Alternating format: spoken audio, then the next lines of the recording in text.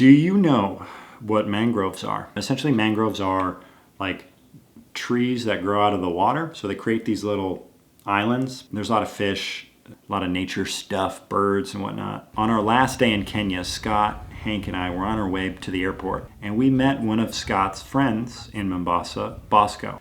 And Bosco had gone on to start a nonprofit, and he was kind enough to show us his offices, but more importantly explain the premise of the project to us. And so the mangroves in Kenya are not protected.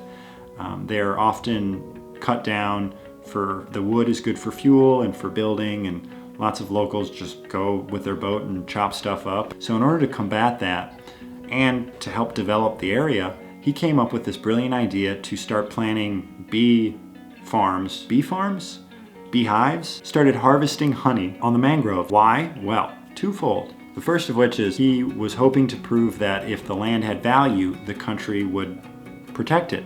But more importantly, what he found out is that you're much less likely to chop down a bunch of trees if there's 1,000 bees guarding it.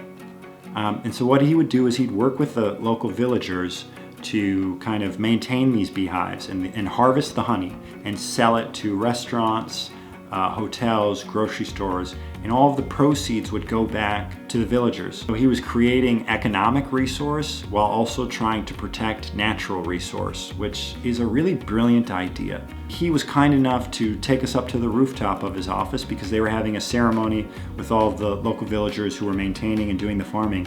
It was kind of like a thank you and an update on all the success. And they gave out certificates. And what was so crazy is, so we went up there and everyone said hi, but then Bosco had us give out some certificates to people, and then we had cake. There was cake, and they let us eat it.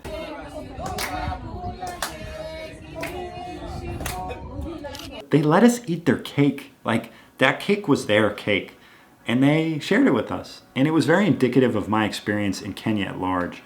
Just people are just super chill and like very welcoming. And Bosco is a testament to that. He then took us down to the mangroves, and we got in these little wooden canoes and paddled out, and we had this wonderful conversation about conservation in Kenya. We started talking about global warming. And I asked him if there was contention between groups like there is in the United States, and he looked at me and he was like, well, what do you mean? And I was like, well, in the United States, there's a lot of people who do not believe global warming is real, and there's a lot of people who believe it does, and it needs to be fixed. And he paused, he looked at me, and he kind of was like, nobody in Kenya thinks it's not real. The discussion they have is how do they fix it? And his point, which was so valid, was that in Kenya, a lot of people truly live off of the land. That is to say, it is their source of income.